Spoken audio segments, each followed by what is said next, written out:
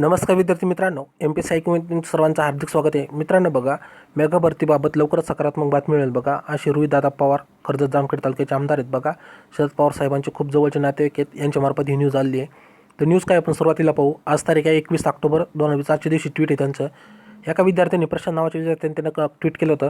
दादा, तुम्ही प्रत्येक पक्षाच्या आमदार खासदाराला वाढदिवसाच्या शुभेच्छा देताय, रिप्लाय देता, पण ज्या बेरोजगार तरुणांनी मजुरांनी तुम्हाला सत्तेवर बसवलं त्यांच्या 72,000 जागांच्या मेगा भरतीविषयी तुम्हाला सारखा प्रश्न विचारला असता तेव्हा तुम्ही गप्प का, अशा क्वेश्चन त्यांना विचारला होता.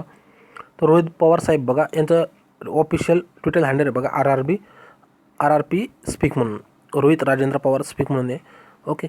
आणि मेगा भरती त्यांचं काय रिप्लाय बघा. मेगा भरतीचा शब्द आम्ही पाळणार आहोत. आत्तापर्यंत विचारण्याची वेळच तुमच्यावर आली नसती, पण आपण पाहत आहे की सरकार आल्यापासून राज्यावर एकमागून एक संकट येत आहे, तरी सरकारला युवांची काळजी आहे. लवकरच आपल्याला सकारात्मक बातमी मिळेल.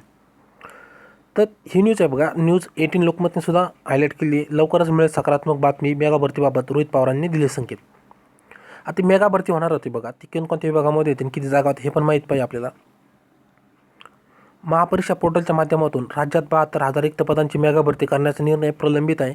तत्कालीन फडणवीस सरकारने हा निर्णय घेतला होता, मात्र लोकसभा आणि विधानसभा निवडणुकीच्या रणधुमाळीत ही भरती आचारसंहितेमध्ये अडकली. नंतर महाविकास आघाडी सरकारने मार्च 2020 सर्वच विभागातील रिक्त पदांची माहिती संकलन केली. त्यामध्ये राज्य सरकारी विभागातील गटच्या 11,000, गट ब मध्ये 21,092, तर गट क मध्ये 86,000 आणि गट ड मध्ये 4,252, जिल्हा 252, तर ZP मध्ये किती त्या 47,000 जागांचा समावेश होता. त्यानुसार महाविकास सरकारनं एकूण रिक्त पदाच्या 50% जागा भरतीत नियोजन केलं होतं. मात्र तरी त्या निर्णयावर कारवाई झाली नाही. त्याची कारणं होती कोणते, कोरोना होता. कोरोनामुळे काय झालं, ते स्वप्न अर्धवटच राहिलं. काही विभागात कंत्राटी कर्मचारी मग कामं घेऊन येत. ओके. त्याच्याबाबत जरा सुद्धा आलं आहे. त्यानंतर काय झालं, दरम्यान मराठा आरक्षणासाठी स्थगिती करण्यात आलेली मेगा भरती पुन्हा सुरू करण्याचा निर्णय तत्कालीन फडणवीस सरकारने घेतला होता. महसूल, आता कोणत्या विभागात होती, महसूल, कृषी, आरोग्य, PW, गृह, जलसंधारण, वित्त अशा विभागामध्ये ही भरती होणार होती. मात्र त्यावर वाद झाल्याने ती थांबवण्यात आली. तुम्ही पाहिलं असाल की बघा, जी मेगा भरती होती 72,000ची, जी कोणी डिक्लेअर केली होती सुरुवातीला फडणवीस सरकारनं, शेवटच्या एकदम याच्या इलेक्शनच्या आधी गोष्ट केली, त्याच्यामुळे ती काय झाली, आचारसंहितेमध्ये टाकली.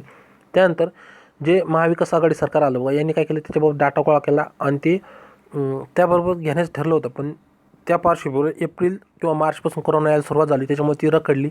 सरकारचा संपूर्ण फोकस या महामारीवर राहिला, त्याच्यामुळे ही मेगा भरती अडकली असं त्यांचं म्हणणं आहे. आणि त्याच्याबाबत बघा, आता मेगा भरतीबाबत लवकर सकारात्मक बातमी मिळेल असे रोहितदादा पवार म्हणतात. कारण हे खूप जवळचे शरद पवार साहेब माहिती राष्ट्रवादीचे अध्यक्ष आहेत, यांच्या खूप जवळचे नातेवाईक आहेत आणि यांचे बरेच कामं ते ऐकत असतात. ओके. ही न्यूज आपल्यासाठी खूप महत्त्वपूर्ण आहे. तुम्हाला याबाबत काय प्रतिक्रिया आहेत नक्कीच कमेंट करून सांगा. व्हिडिओ आवडला तर व्हिडिओ लाईक करा, चॅनलला सबस्क्राईब केलं नसेल नक्की सबस्क्राईब करा. ओके. तर भेटूया नवीन व्हिडिओ. तोपर्यंत सर्वांना जय हिंद, जय महाराष्ट्र.